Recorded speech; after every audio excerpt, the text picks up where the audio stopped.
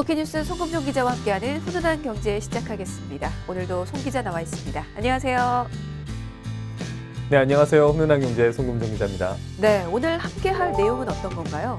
네, 국가가 근로자들의 생활 안정을 위해서 임금의 최저 수준을 정하고 사용자에게 그 수준 이상의 임금을 지급하도록 법으로 강제하는 제도, 바로 최저임금인데요. 올해 최저임금 인상이 시행된 이후에 곳곳에서 정말 잡음이 끊이지 않고 있습니다. 왜 이렇게 반응이 제각각인지 오늘은 최저임금 인상에 대해서 한번 알아보도록 하겠습니다. 네, 이 최저임금 인상이 확정된 지난해 7월부터 지금까지 이 최저임금을 둘러싼 논란이 끊이지 않고 있는데요. 오늘 관련 내용 살펴보도록 하겠습니다. 먼저 올해 최저임금부터 좀 보죠. 시간당 얼마를 받게 되는 거죠? 네, 올해는 시간당 최저 7,530원을 받게 됩니다. 이거는 지난해 최저시급에서 무려 16.4%가 인상된 건데요. 시간당 금액을 이제 월급으로 환산을 해보면요. 주 40시간 기준으로 유급, 주휴 포함을 해 월 209시간으로 이제 환산을 하면 무려 이제 월급이 157만 3,770원입니다. 월급만 봤을 때는 지난해 대비해서 무려 22만 1,540원이 오르는 셈입니다. 그렇군요.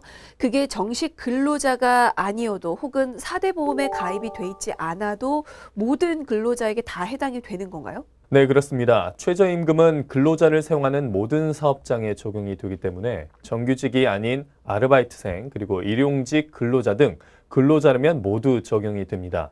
또 청소년 역시 성인과 같은 최저임금액 이상의 임금을 받을 수 있습니다. 네, 이게 물론 많이 오르긴 했는데요. 말 그대로 이 금액은 최저일 뿐입니다. 이 최저임금조차도 못 받는 경우가 있을 텐데 그럴 때는 어떻게 해야 하는 겁니까?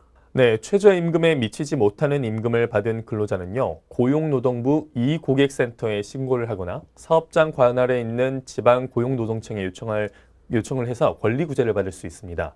현재 일을 하고 있거나 아니면 구하는 중이더라도 올해부터 달라진 최저임금을 반드시 확인을 하셔야 합니다. 네, 알겠습니다. 일단 오랜 최저임금이 시행된 지 한 달이 좀 넘었는데요. 이 모든 사업장이 오른 최저임금을 적용하는 건 아니겠죠? 네, 지난달 23일이죠. 한국노총이 공개한 실태조사에 따르면요. 사업장 10곳 중 4곳은 최저임금을 지키지 않고 있는 것으로 나타났습니다. 한국노총은 지난해 말부터 1월 19일까지 한국노총 조합원이 있는 193개 사업장을 대상으로 최저임금 준수에 대한 실태조사를 했는데요. 전체 조사 대상 사업장 가운데 단 한 명이라도 최저임금 위반에 해당하는 경우가 있는 사업장은 무려 85개로 집계가 됐습니다. 네, 역시나 제대로 이게 시행이 되지 않고 있는 건데 사실 이렇게 크게 오르기 전에도 최저임금을 받지 못하는 경우가 꽤 있지 않았을까요? 네, 맞습니다. 2016년을 기준으로 보면요. 최저임금을 받지 못하는 근로자가 13.6%였습니다. 그 수는 266만 4천 명에 달하는데요. 10%라고 해서 적은 것처럼 보이지만 해외와 비교를 해보면 그 상황은 매우 심각합니다. 예를 들어서 독일의 2016년 최저임금 이하 근로자 비율은 3.4%고요. 미국의 경우 2015년 연방 최저임금 이하 근로자 비율은 3.3%입니다. 그리고요, 일본의 2016년 최저임금 이하 근로자 비율도 3.4%로 나타났습니다. 네, 이 최저임금 이하 근로자 비율이 독일, 미국, 일본은 3%대에 그쳤는데 우리나라는 10%가 넘습니다. 왜 이렇게 차이가 나는 건지 궁금한데요. 사실 이유를 좀 추측을 해보자면 현행법상 최저임금을 지키지 않으면 혹시 처벌을 받지 않는 겁니까? 네. 최저임금 위반 사업자에게는 현재 3년 이하 징역 또는 2천만 원 이하 벌금이라는 처벌 규정이 마련되어 있습니다. 하지만 실제로 처벌이 이루어지는 경우는 거의 없는데요. 최저임금 위반이 적발돼도 실제 사법 처리로 이어진 경우는 드물고 현재 대부분은 미지급분만큼을 지급하는 시정 조치로만 끝나게 됩니다. 그러니까 최저임금을 준수하지 않아서 고발이 돼도 형사처벌까지 가는 경우는 드물다는 거죠. 네, 맞습니다. 대법원 자료에 따르면요. 2013년부터 2017년 상반기까지 최저임금 위반을 이유로 법원에서 재판받은 210명은 대부분 벌금이나 선고 유예 처분을 받았습니다. 실형을 받은 사람은 불과 6명인 3%에 그쳤는데요. 결국 최저임금 위반으로 실형을 선고받은 사람은 1년에 고작 1명꼴이라는 의미가 됩니다. 네. 또 대다수는 적발 후에도 노동자와의 합의를 통해서 사법 처리를 피하고 있는 상황입니다. 네. 이게 최저임금 위반 사례에 비해서 사법 처리 수준이 너무 턱없이 낮은데요. 아무래도 솜방망이 처벌 때문이 아닌가 싶긴 하네요. 분명 개선이 필요해 보입니다. 자, 그리고 올해부터 오른 최저임금 때문에 꼼수를 부리는 사업장도 늘고 있다고 하는데 이건 어떤 내용이죠? 네, 최저임금 위반 여부와 무관하게 인상 효과를 피해가기 위해서 편법, 꼼수를 추진하고 있는 곳이 현재 늘고 있습니다. 실제로 민주노총이 운영하고 있는 최저임금 신고센터로 접수된 그 유형을 보면요. 상여금 기본급화, 그리고 근무시간 단축 등이 많았는데요. 특정 부서를 외주화하는 경우도 있습니다. 이뿐만 아니라 용역업체를 통한 고용인 경우에는 아예 계약 해지를 하는 경우가 발생하고도 있습니다. 네. 이게 최저임금 인상 때문에 근로자들이 해고되거나 인원 감축되는 사례가 상당히 많은 것 같군요. 네, 맞습니다. 서울 소재 사립대 내에서 대학 내 청소 경비 노동자 인원이 감축되기도 했는데요. 얼마 전에는 서울 강남의 모 아파트 단지가 최저임금 인상 부담으로 인해 경비원 전원을 해고하는 그런 사태도 있었습니다. 또 저소득층 그리고 지방 출신 학생들을 위해 마련된 대학 행복 기숙사 22곳 중 무려 15곳이 올해 기숙사비를 3%나 올렸다는 소식도 있었습니다. 네. 이게 바로 최저임금 인상으로 인한 좀 부작용이 아닐까 싶은데요. 일단은 최저임금을 제대로 지급하지 않으려고 편법이나 꼼수를 부리는 사업장은 정말 엄하게 처벌을 좀 내려야 될 것 같은데 그래서 정부가 당근과 채찍을 다 내놓죠. 네, 정부는 오른 최저임금으로 인한 부작용을 막기 위해서 규제와 지원책을 함께 내놨습니다. 우선 최저임금을 위반한 사업장 명단을 공개하는 방안을 현재 추진하고 있는데요. 고액 상습 임금 체불에 대한 제재를 최저임금 위반까지 확대하는 것으로 위반 사업장은 구인 활동은 물론 현재 신용 제재도 함께 받게 됩니다. 네, 그러니까 현행법상 그런 식의 제재를 받으려면 고액의 임금을 체불하거나 상습적으로 체불을 해야 하는 겁니까? 네, 그렇습니다. 현행 근로기준법에서 사업장 명단 공개 대상은 최근 3년 이내 2차례 이상 임금체불로 유죄 처분을 받았으며 1년 이내에 3천만 원 이상을 체불한 사업주입니다. 네, 그러면 이제는 그 제재 대상을 확대하겠다는 거군요. 예, 맞습니다. 고용노동부는 최저임금 위반 사업주 명단을 공개하고 신용제재를 가하는 방안을 담아 근로기준법을 현재 개정할 계획이라고 밝혔는데요. 한정혜 더불어민주당 의원이 지난해 대표 발의한 개정안을 기초로 최저임금을 한 번만 위반해 유죄 판결을 받아도 사업장을 3년 동안 공개하도록 규정하고 있습니다. 또 한 의원의 개정안에는 최저임금을 2차례 위반해 유죄 판결을 받으면 한국신용정보원에 이 정보를 7년 동안 제공해 대출 제한 등 신용제재를 받도록 하는 내용도 역시 포함되어 있습니다. 네, 만약에 제재를 당하면 그 사업주 명단은 어디에 공개가 되나요? 네, 사업주 명단은 관보와 고용노동부 홈페이지에 공개가 되고요. 사람들이 자주 찾는 민간 고용 포털에도 역시 정보가 표시가 됩니다. 네, 만약에 그렇게 되면 정말 해당 사업주는 일할 사람을 구하기가 힘들어지겠네요. 일단은 지원을 피할 테니까.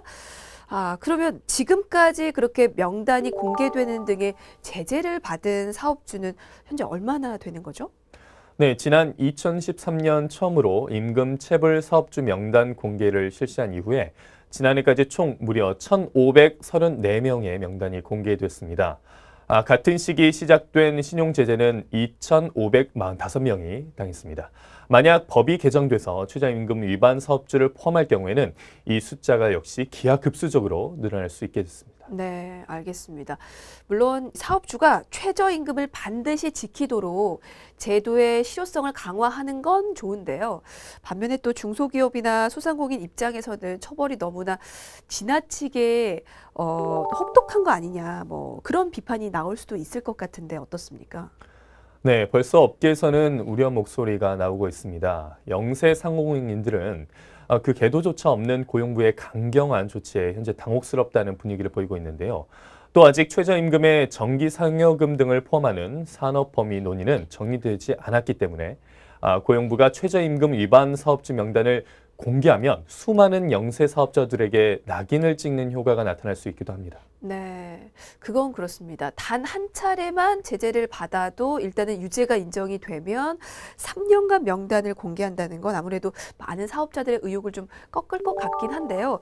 이게 그 내용이 아직 확정은 아닌 거죠? 네, 아직 확정은 되지 않았습니다. 국회에 현재 계류 중인 한정혜 의원의 개정 발의안은 국회 논의 과정에서 일정 부분 바뀔 수가 있고요. 명단 공개와 신용 제재 기준 등 구체적인 수위 역시 향후 국회와의 논의를 통해서 조정이 됩니다. 네.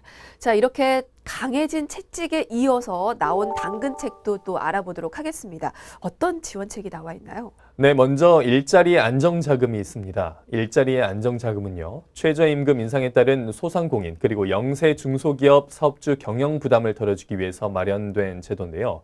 30명 미만 고용사업주를 대상으로 예년 최저임금 평균 인상률인 7.4%보다 추가로 오른 금액인 9%를 정부에서 지원하는 것입니다. 네. 그 대상이 노동자를 30인 미만으로 고용하는 모든 사업주인데 꼭 30인 미만으로 일하는 곳이 해당이 되는 겁니까? 네, 공동주택 경비와 청소원 고용사업주는 30명 이상도 현재 지원할 수 있습니다. 사업주가 지급을 희망하는 월을 기준으로 직전 3개월간 매월 말일 현재 상시 사용하는 평균 노동자 수가 30명 미만인 경우에도 지원 대상에 포함됩니다. 네. 혹시 반대로 지원 제외 대상도 있습니까? 네, 우선 지원 요건 충족을 위해 노동자를 인위적으로 감원을 해서 30명 미만이 된 경우에는 지원 대상에서 제외됩니다. 또 30명 미만 사업주라도 사업 목적에 부합하지 않아도 역시 제외되는데요. 그 밖에 과세소득 5억 원을 초과하는 고소득 사업주와 임금체불로 명단이 공개 중인 사업주 또한 이 명단에서 제외가 됩니다.